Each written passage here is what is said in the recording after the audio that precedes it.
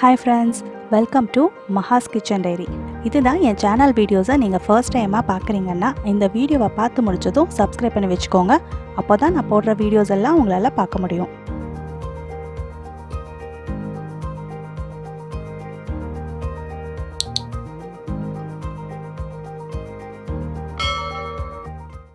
Hi friends, இந்த வீடியோவில் நாம் பார்க்க போகிறது கோதுமை மாவில் ஒரு சிம்பிளான ஸ்நாக்ஸ். இதை மைதா மாவில் கூட செய்யலாம். இந்த ஸ்நாக்ஸ் ரெசிபியை நான் செஞ்சு காட்ட போகிறது இல்லை, என்னோட கசின் தான் செஞ்சு காட்ட போகிறாங்க. ஸ்வீட்டும் காரமும் பேச்சுலர்ஸ் ஆனால் எங்களாலையும் செய்ய முடியும்னு செஞ்சு காட்டி உண்மையிலேயே டைட்டிலுக்கு ஏற்ற மாதிரி ஸ்வீட் அண்ட் ஸ்பைசியாக மினி வீட் பைட்ஸ் இருந்துச்சு. ஈவினிங் டைமில் சிம்பிளான டேஸ்டான டீ டைம் ஸ்நாக்ஸ் சாப்பிட்டு நாங்கள் என்ஜாய் பண்ணோம். நீங்களும் ட்ரை பண்ணி பார்த்துட்டு கமெண்ட் பாக்ஸில் எப்படி இருந்துச்சுன்னு சொல்லுங்கள். ஹாய் ஃப்ரெண்ட்ஸ், இன்றைக்கி நம்ம பார்க்க போகிற டிஷ் என்னென்னு பார்த்தீங்கன்னா ஒரு ஸ்நாக்ஸ் ஐட்டம் தான். இது வந்து கோதுமை ரைஸ் தான். அதுக்கு நாங்களே ஒரு பேர் வச்சுருக்கோம். என்ன பேருன்னு பார்த்தீங்கன்னா ஸ்வீட் அண்ட் ஸ்பைசி வீட் மினி பைட்ஸ். எப்படி செய்யறதுங்க இப்போ நம்ம பார்க்கலாம்.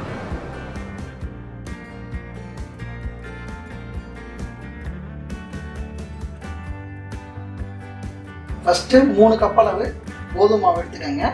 என்னோட வசதிக்காக நான் ஸ்பூனில் எடுத்து போட்டுக்கிறேன். நீங்கள் வந்து கப் அளவு வச்சு நீங்கள் எடுத்து தேவையான அளவு போட்டுக்கோங்க. அப்புறம் தேவையான அளவு உப்பு போட்டுக்கணும். அப்புறம் 1 ஸ்பூன் அளவு எண்ணெய் ஊற்றிக்கிட்டா போதும்.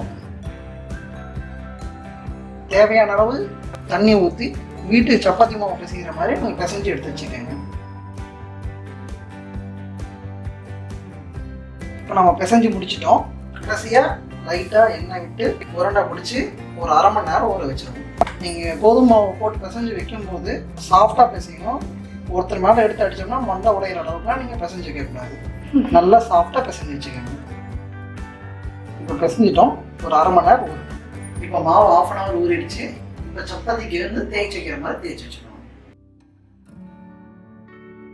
இந்த சைஸுக்கு உருண்டை பிடிச்சி வச்சுக்கோங்க. இந்த மாதிரி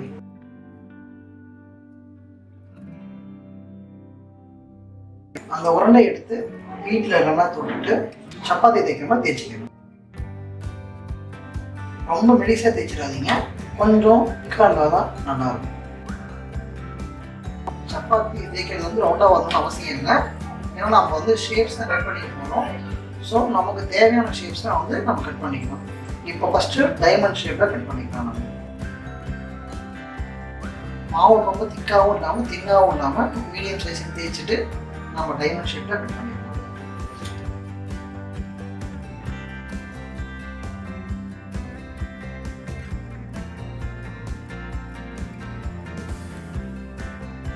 பாருங்கள், டைமண்ட் ஷேப்பில் கட் பண்ணி எடுத்துருக்கோம். உங்களுக்கு பிடிச்ச ஷேப்பில் வந்து நீங்கள் கட் பண்ணி எடுத்துக்கோங்க. டைமண்ட் ஷேப்பை இப்போ கட் பண்ணிட்டோம். அடுத்து சர்க்கிள் கொஞ்சம் மாவு போட்டு போட்டு தேய்ச்சிக்கோங்க. அப்போ தான் கல்லில் ஒட்டாமல் இருக்கும்.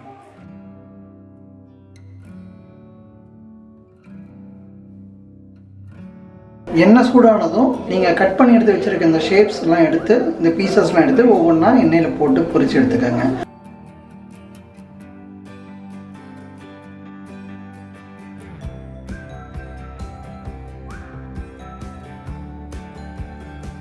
இப்போ நம்ம ரவுண்டு செஞ்சு முடிச்சிட்டோம். இதை தனியாக எடுத்து வச்சுக்கோங்க.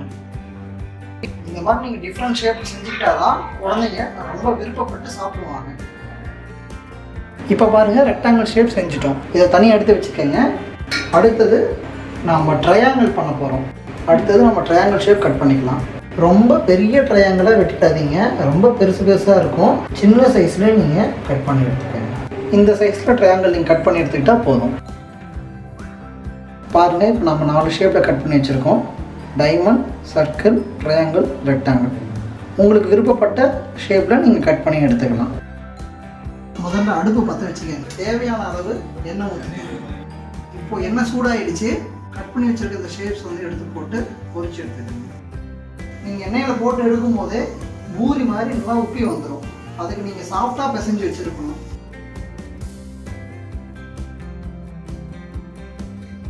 லைட்டாக பொன்னிறமாக வந்ததுக்கப்புறம் நீங்கள் எடுத்துக்கோங்க.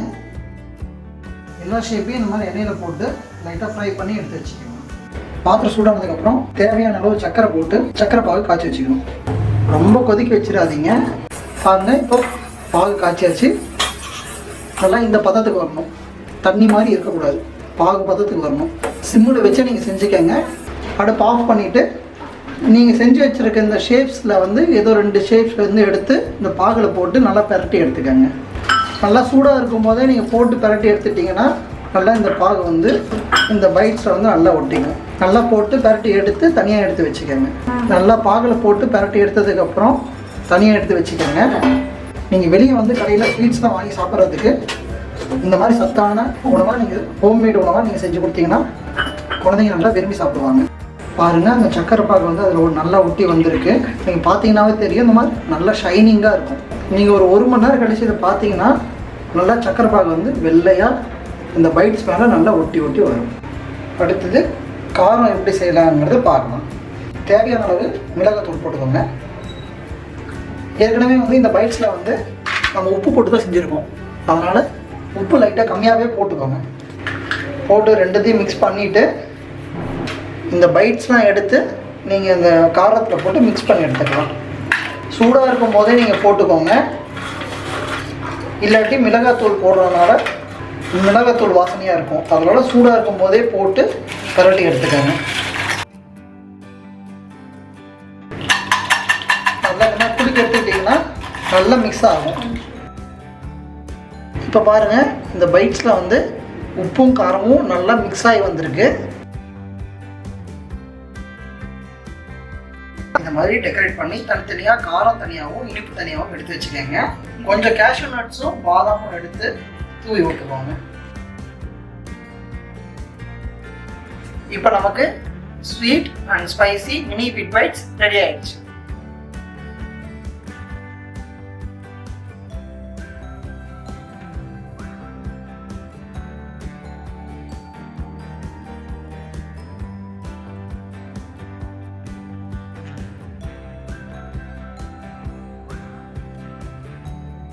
இந்த வீடியோ உங்களுக்கு பிடிச்சிருந்தா லைக் பண்ணுங்க, ஷேர் பண்ணுங்க, கமெண்ட் பண்ணுங்க, மறக்காம சப்ஸ்கிரைப் பண்ணுங்க.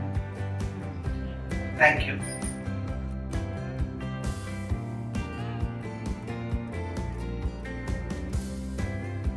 இந்த வீடியோ உங்களுக்கு பிடிச்சிருந்துச்சுன்னா லைக் பண்ணுங்கள், ஷேர் பண்ணுங்கள், கமெண்ட் பாக்ஸில் கமெண்ட் பண்ணுங்கள். இது வரைக்கும் சப்ஸ்கிரைப் பண்ணாதவங்க மறக்காமல் சப்ஸ்கிரைப் பண்ணிவிடுங்க. தேங்க்யூ.